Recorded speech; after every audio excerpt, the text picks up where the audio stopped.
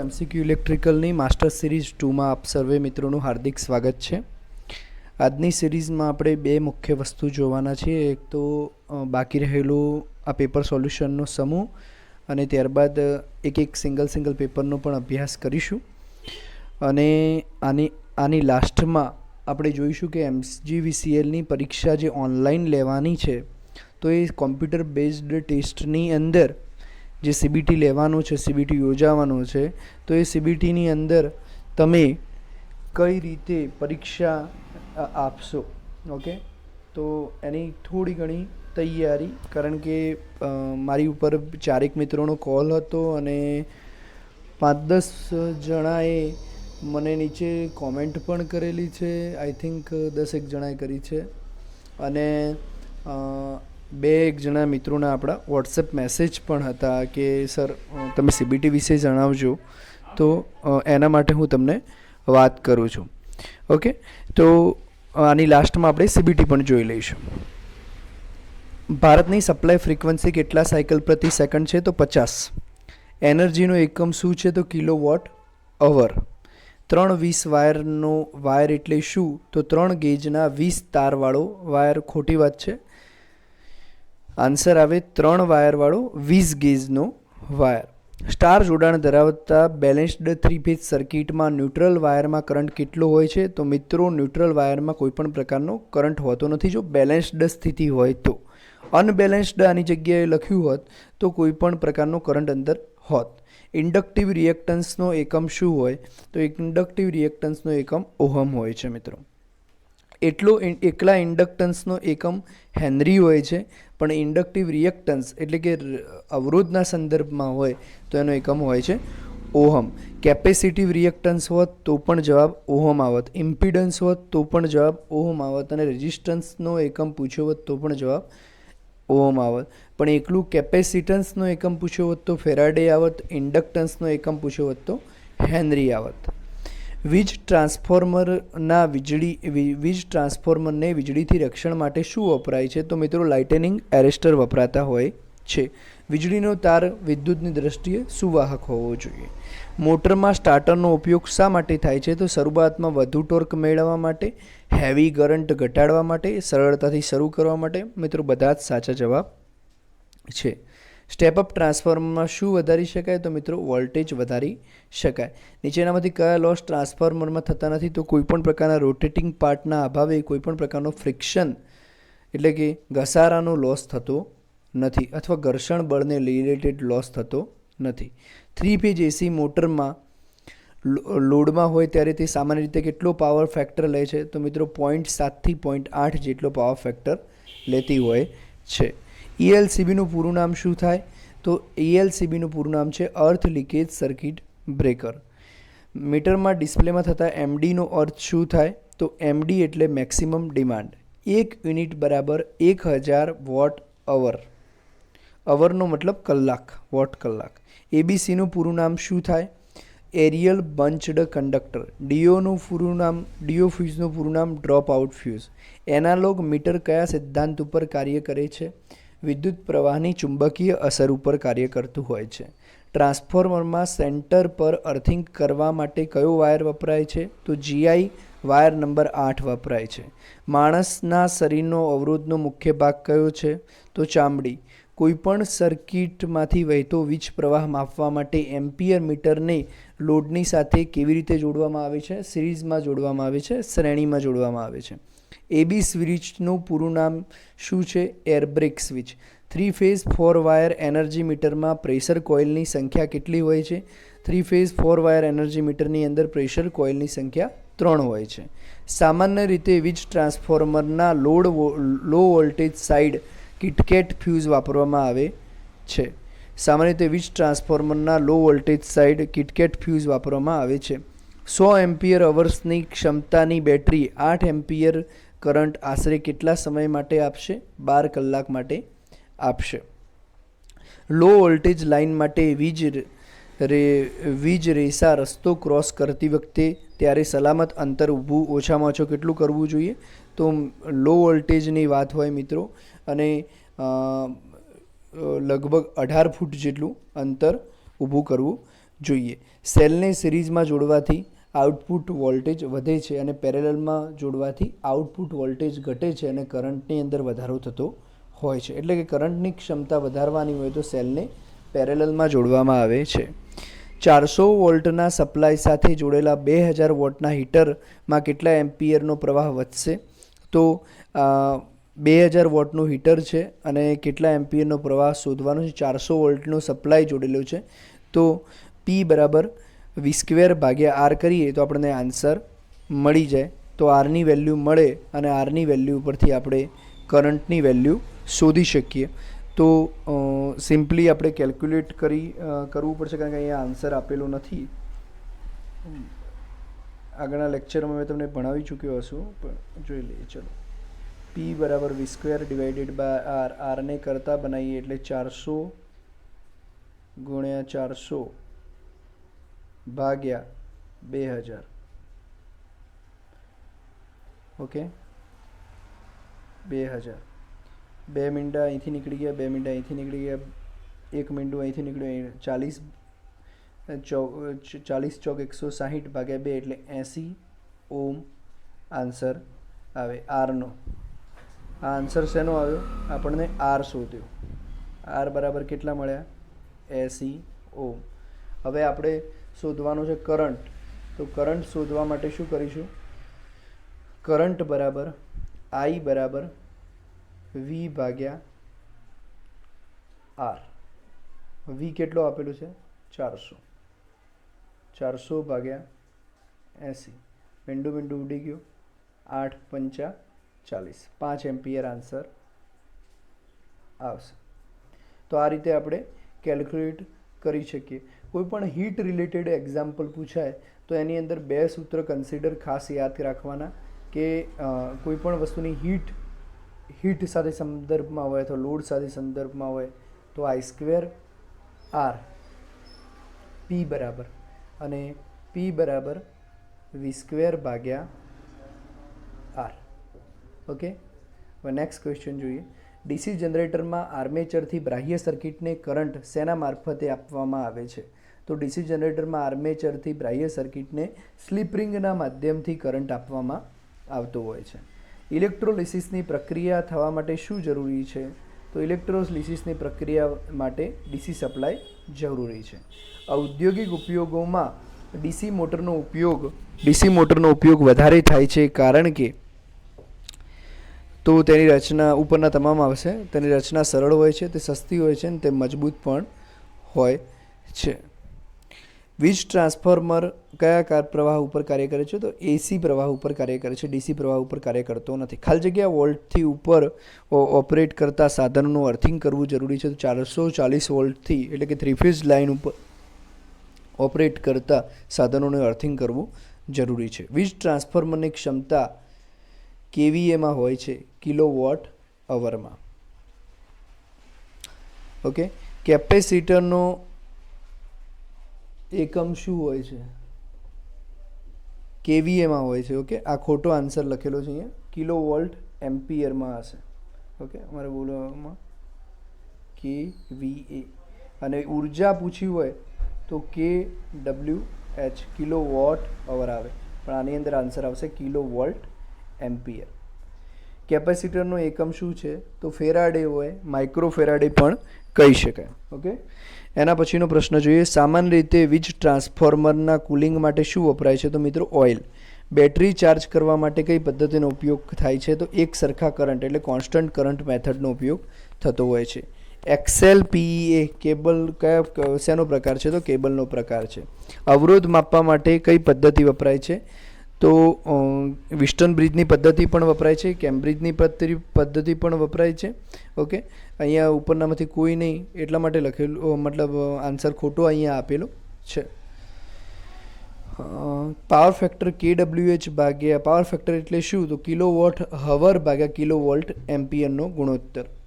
1100 volt ભાગ્યા 415 volt 100 kVAનું ટ્રાન્સફોર્મરમાં LT તરફના મહત્તમ એમ્પિયર કેટલા હોય? તો આની અંદર પણ LT સાઈડ આપણે ચેક કરવું હોય તો 100 ગુણ્યા 1000 ભાગ્યા 415 કરીએ એટલે આપણને એમ્પિયર મળી જાય. ઓકે, તમે સિમ્પલી કેલ્ક્યુલેટ કરશો 415 ગુણ્યા 100 ગુણ્યા 1000, સોરી 415 100 ગુણ્યા 1000 ભાગ્યા 415 કરશો એટલે આન્સર આવી જશે. વીજ ટ્રાન્સફોર્મરમાં બ્રીધર કઈ જગ્યાએ લગાવવામાં આવે છે? તો ઓઇલ કન્ઝર્વેટર ટેન્કની અંદર લગાવવામાં આવે છે. કેપેસિટર બતાવવા માટે સી સંજ્ઞાનો ઉપયોગ થાય છે. ઝેડ ઇમ્પિડન્સ બતાવવા માટે, એલ ઇન્ડક્ટન્સ બતાવવા માટે અને આર રેઝિસ્ટન્સ બતાવવા માટે થતો હોય છે. આર્મર કેબલમાં આર્મરિંગ માટે જીઆઈની સ્ટ્રીપ એટલે ગેલ્વેનાઇઝ્ડ આયર્નની સ્ટ્રીપ વપરાતી હોય છે. 100 વોટના લેમ્પમાં 100 વોટ એ વીજ ભાર દર્શાવે છે. આન્સર ખોટો આપેલો છે, વીજ ભાર દર્શાવે છે. મકાનના સૌથી નજીકના ભાગ અને 11 કેવી સુધી લાઇન માટે સલામત આડું અંતર ઓછામાં ઓછું 3 ફૂટ હોવું જોઈએ. અર્થિંગ માટે સામાન્ય રીતે જીઆઈ નંબર 8નો વાયર વપરાય છે. વીજ ટ્રાન્સફોર્મર વિદ્યુત પ્રેરણના સિદ્ધાંત ઉપર કાર્ય કરે છે. વિદ્યુત પ્રેરણનું અંગ્રેજીમાં નામ થાય મ્યુચ્યુઅલ ઇન્ડક્શનના સિદ્ધાંત ઉપર કાર્ય કરે છે. અવરોધ એટલે વોલ્ટેજ અને કરંટનો ગુણોત્તર V/I બરાબર R થાય. પ્રવર્તમાન સમયમાં વીજ વિતરણ કંપનીઓ વીજળીના તાર માટે ACSR કંડક્ટર વાપરતી હોય છે. Aluminium conductor steel reinforced, aluminium conductor with steel reinforced એટલે સી આન્સર. સોરી, અહીંયા ડિસ્ટ્રીબ્યુશનની વાત કરેલી છે મિત્રો, વીજ વિતરણની વાત કરેલી છે. ખાસ આ બધી વસ્તુઓ ધ્યાનમાં લઈને આન્સર આપવાનો. જો અહીંયા ટ્રાન્સમિશનની વાત કરી હોત તો સી ઓપ્શન આવત, પણ અહીંયા ડિસ્ટ્રીબ્યુશનની વાત કરી છે એટલે એ ઓપ્શન આવશે.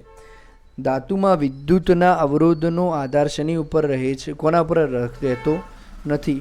તો ધાતુમાં અવરોધનો આધાર લંબાઈ ઉપર પણ રહે છે, ક્ષેત્રફળ પર પણ રહે છે અને તાપમાન પર પણ રહે છે. એટલે ઉપર કોના પર નથી? તો એનો આન્સર અહીંયા ખોટો આપેલો છે. આના માટે એક સૂત્ર હું તમને કહી દઉં છું કે જે સૂત્ર તમારે યાદ રાખવાનું, R બરાબર ρL/A. કોઈ પણ પરીક્ષામાં પ્રશ્ન પૂછાય એટલે મગજમાં સૂત્ર આવવું જોઈએ. તો અવરોધનો આધાર એ લંબાઈ ઉપર રહે છે, એના ક્ષેત્રફળ પણ રહે છે, એના તાપમાન ઉપર, કારણ કે ρ એના મટીરિયલ સાથે જોડાયેલું છે. સબસ્ટેશનમાં વાયરલેસ સેટ માટે કેટલા વોલ્ટની ડીસી બેટરી વપરાય છે? તો 55 વોલ્ટની ડીસી બેટરી વપરાતી હોય છે. 1 HP મોટર 1 કલાક ચાલે તો કેટલા યુનિટ વપરાશે? તો 0.746 યુનિટ વપરાશે. ઓહમનો નિયમ કઈ સાલમાં ઘડાયો? 1830માં. PLC પાવર લાઇન કેરિયર કમ્યુનિકેશનમાં કેટલા વોલ્ટનો ઉપયોગ થાય છે? તો 48 વોલ્ટનો.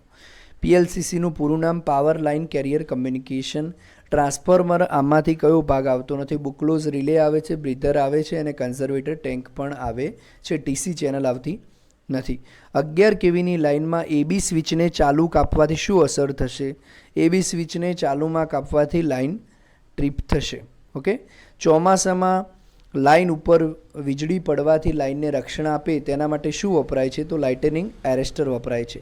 સાથી કર્મચારી થાંભલા ઉપર કામ કરતો હોય ત્યારે નીચે ઊભેલા કર્મચારીએ સલામતી માટે શું વાપરવું જોઈએ? તો હેલ્મેટ વાપરવું જોઈએ. હાલમાં આમાંથી કયું સિંગલ ફેઝ મીટર કાર્યરત છે જેનો વધારે પડતો ઉપયોગ થાય છે? તો સ્ટેટિક મીટરનો ઉપયોગ થાય છે. SPDT ટ્રાન્સફોર્મરમાં કેટલા ફેઝ બહાર નીકળે છે? તો 3 ફેઝ બહાર નીકળે છે.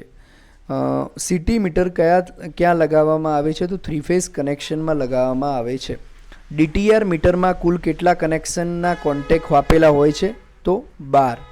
લાઇન સ્ટાફની સલામતી માટે શું જરૂરી હોય છે? સેફ્ટીના સાધનો જરૂરી હોય છે. તમને મારી સ્પીડ ધીમી લાગતી હોય તો તમે સ્પીડ 2 ઉપર કરી શકો છો અને સ્પીડ ફાસ્ટ લાગતી હોય તો 0.75 ઉપર લઈ જઈને સાંભળી શકો છો. યુટ્યુબની અંદર ઓપ્શન આવતો હોય છે સ્પીડ સેટિંગ્સ ઉપર તમે ક્લિક કરશો તો તમને સ્પીડનો ઓપ્શન મળી જશે. આ ઉપરાંત આની અંદર કોઈ પણ પ્રશ્નમાં કન્ફ્યુઝન થાય તો તમે મને પૂછશો તો મારો આન્સર તમને જરૂરથી મળશે. વોટ્સઅપ દ્વારા પણ પૂછશો તો બી હું તમને આન્સર આપીશ. બીજી મહત્ત્વની વાત, તમને કોઈ પણ પેપર સોલ્યુશન કરવું હોય તો બી મને તમે કહેજો કે આ પેપર સર તમે મને PDF મોકલાવજો તો હું તમને પેપરનું સોલ્યુશન પણ કરીને વિડીયો મોકલી દઈશ.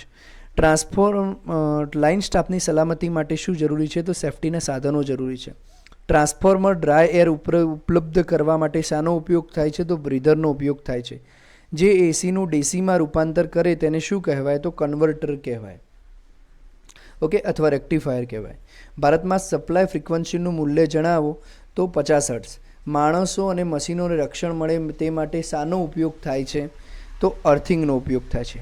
ટ્રાન્સફોર્મર કયા સિદ્ધાંત ઉપર કાર્ય કરે છે? તો મ્યુચ્યુઅલ ઇન્ડક્શનના સિદ્ધાંત ઉપર કાર્ય કરે છે. બ્રિટિશ પદ્ધતિ પ્રમાણે 1 HP બરાબર કેટલા વોટ થાય?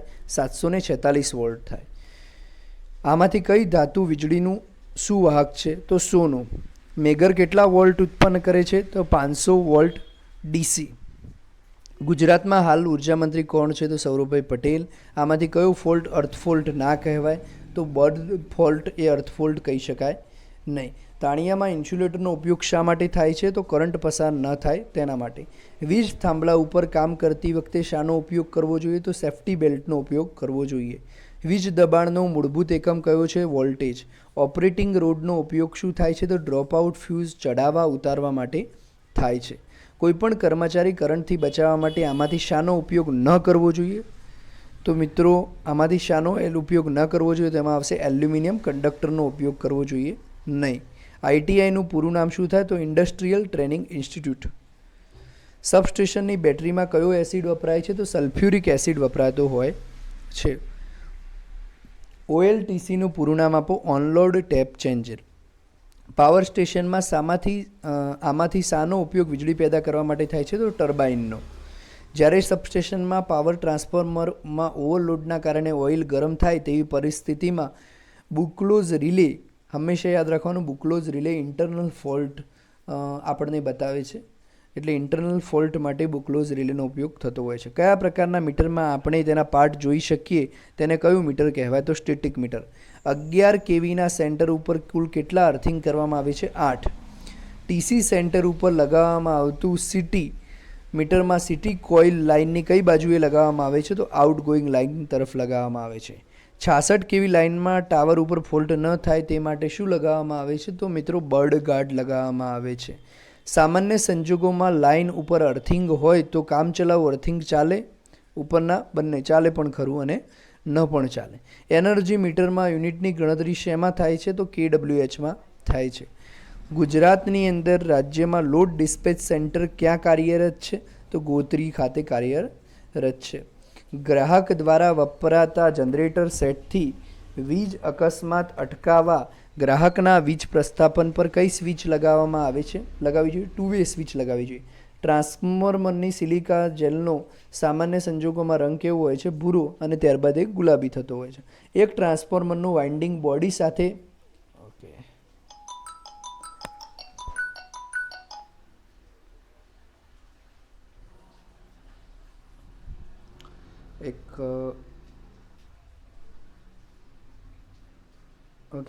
એક ટ્રાન્સફોર્મરનું વાઇન્ડિંગ બોડી સાથે શોર્ટ થાય છે તો આવા સંજોગોમાં તેની અંદર શું ખામી સર્જાય છે? તો ઓઇલ વાહક બની ગયું હશે. ડિસ્ટિલ વોટર એ વીજળીનું કેવું છે? તો મિત્રો સુવાહક છે. ક્લાઇન ક્લિયરન્સ લીધા પછી સૌપ્રથમ અર્થિંગ કરતા પહેલાં કેબલને શું કરવું પડે? તો મિત્રો ડિસ્ચાર્જ કરવો પડે.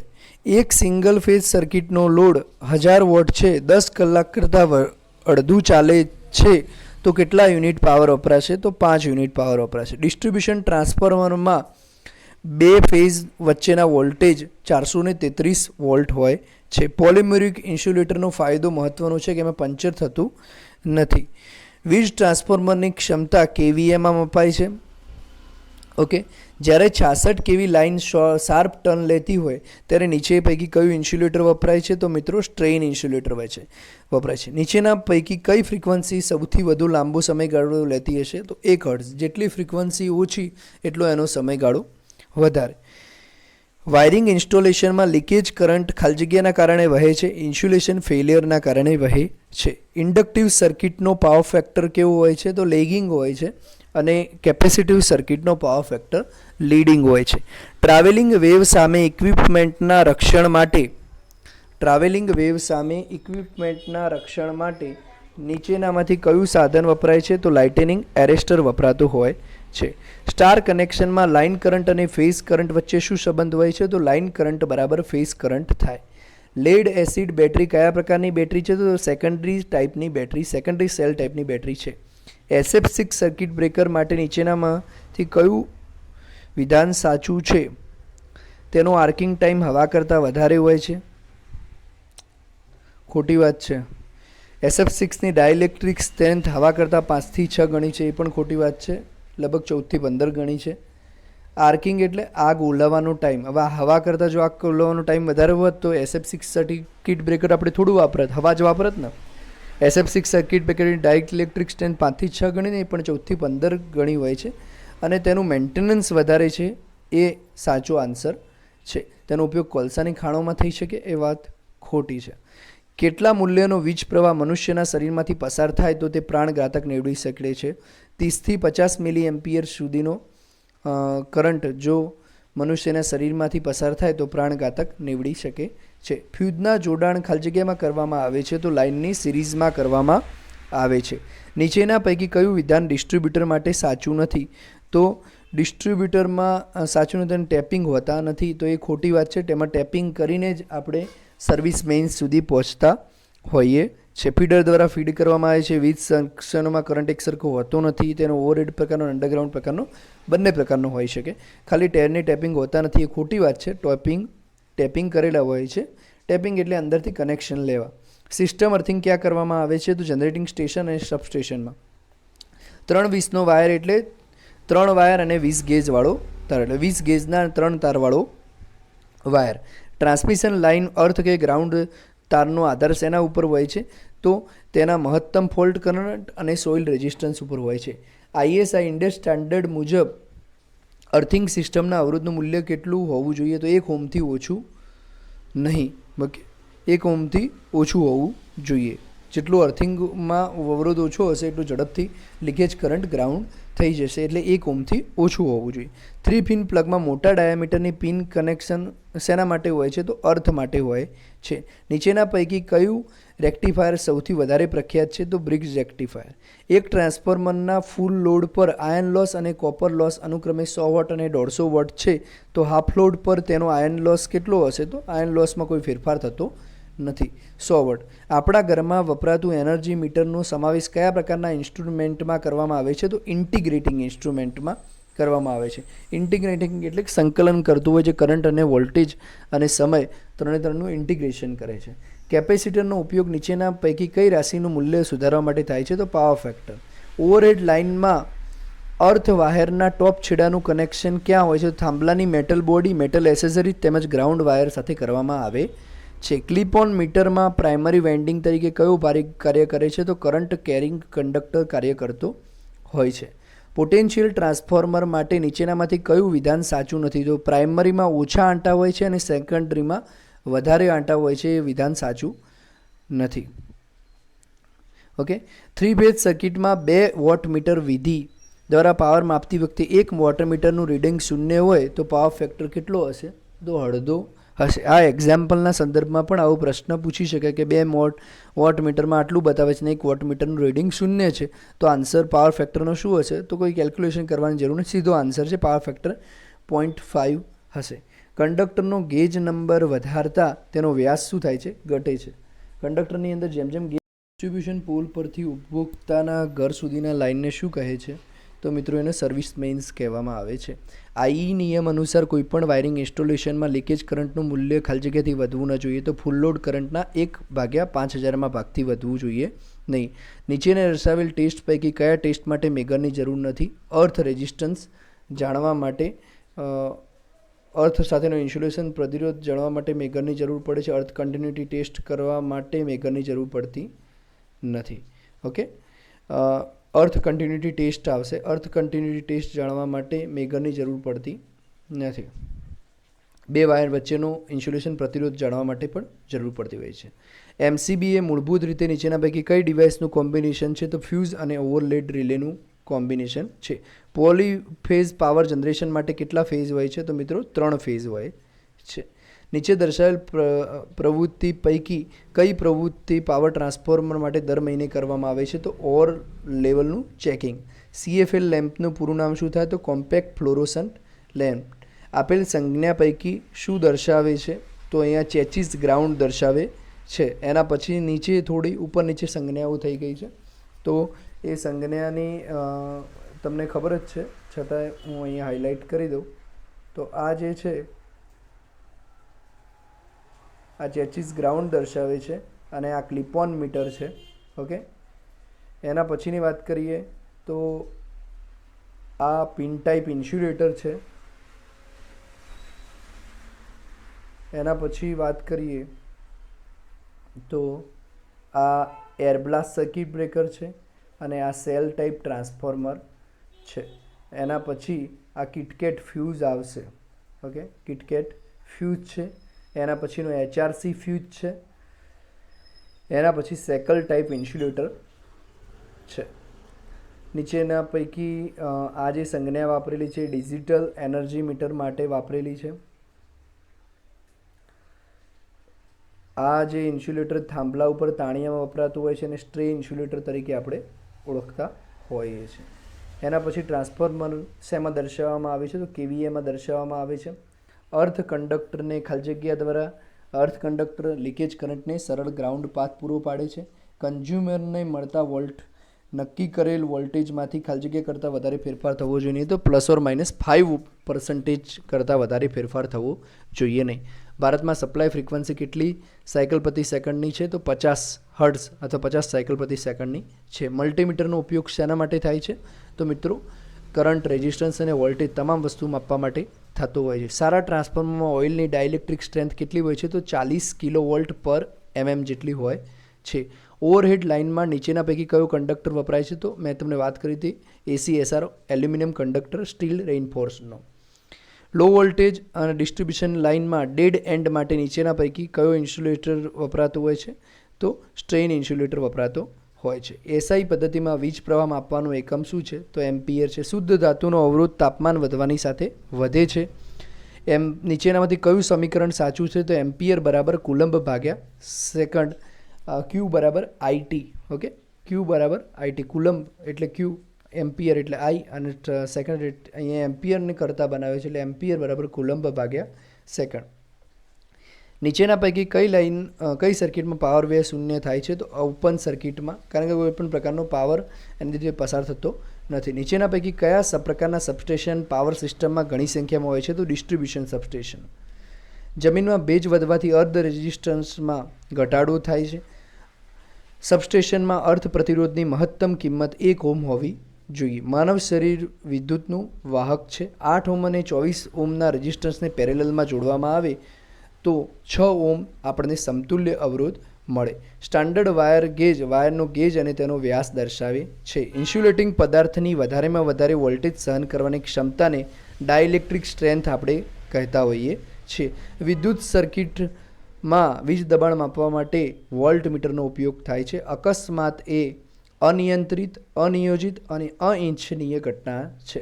MKS પદ્ધતિમાં 1 HP બરાબર 735.5 વોટ થાય. જો વાહકની લંબાઈ બમણી કરવામાં આવે અને તેના આડછેદનું ક્ષેત્રફળ રદ્દ કરવામાં આવે તો તેનો પ્રતિરોધ 4 ગણો થાય છે. વાયરિંગના નિયમ અનુસાર અર્થિંગનો વાયર કેવા કલરનો હોય છે તો ગ્રીન કલરનો હોય છે. ઇલેક્ટ્રિક પાવર સ્ટેશનમાં મોટે ભાગે કયા પ્રકારની બેટરી વધારે પ્રમાણમાં વપરાય છે તો લીડ એસિડ બેટરી વધારે પ્રમાણમાં વપરાય છે. ઇન્ડક્ટન્સ આવ્યું, ઇન્ડક્ટિવ રિએક્ટન્સ હતું તો ઓહ્મ હતું, ઇન્ડક્ટન્સ આવ્યું તો હેનરી આવશે. પોલ માઉન્ટેડ ડિસ્ટ્રીબ્યુશન ટ્રાન્સફોર્મરમાં કયા પ્રકારનું જોડાણ હોય છે ડેલ્ટા સ્ટાર ટાઈપનું જોડાણ હોય છે. મેગ્નેટિક ફ્લક્સ ડેન્સિટીનો એકમ શું છે તો વેબર પર મીટર સ્ક્વેર છે.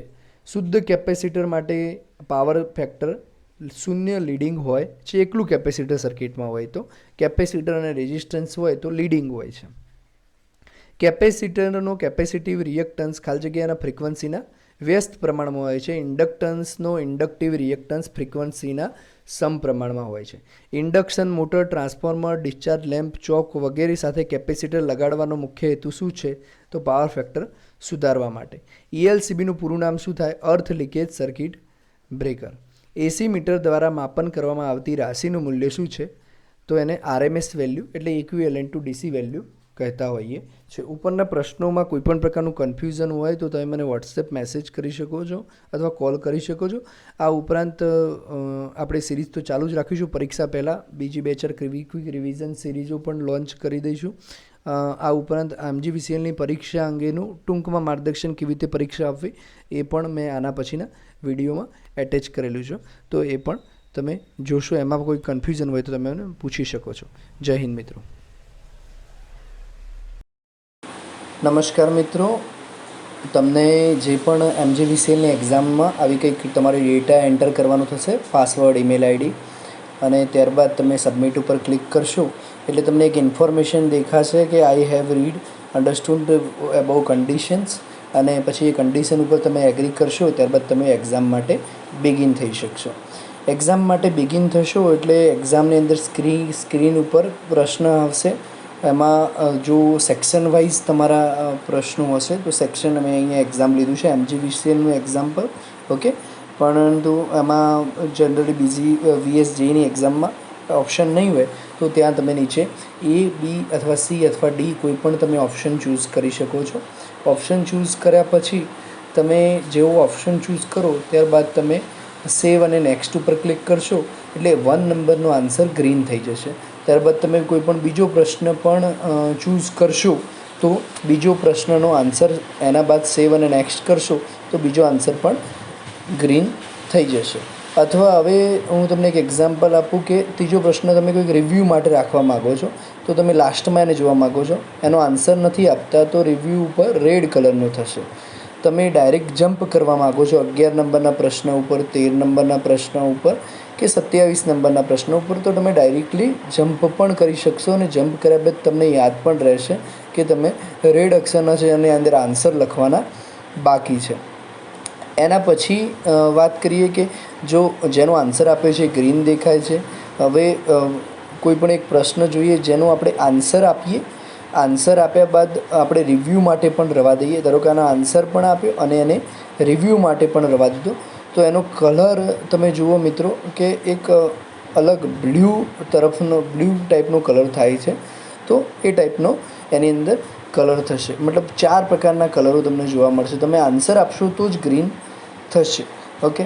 આ બધી પ્રક્રિયા પૂર્ણ કર્યા બાદ તમારે શું કરવાનું રહેશે કે પેપરના જ્યારે 100 પ્રશ્નો ચેક થઈ જાય એના પછી તમારે બધા ગ્રીન થઈ જાય, ઓકે. એના પછી તમે સબમિટ ટેસ્ટ ઉપર ક્લિક કરવાનું રહેશે. તો નીચે તમને એક સબમિટ ટેસ્ટવાળું બટન દેખાય છે, ત્યાં ક્લિક કરશો એટલે એક આવી જનરેટ થશે, are you sure you want to submit. Then તમે ઓકે કરશો એટલે તમારું પેપર સબમિટ થઈ જશે અને તમારી સ્ક્રીન ઉપર તમારા માર્ક્સ તમને જોવા મળશે, ઓકે. તો એ માર્ક્સ ઉપરથી તમને ખ્યાલ આવી જશે કે MGVCLનું આપણું પેપર કેવું રહ્યું, ઓકે. તો જય હિન્દ.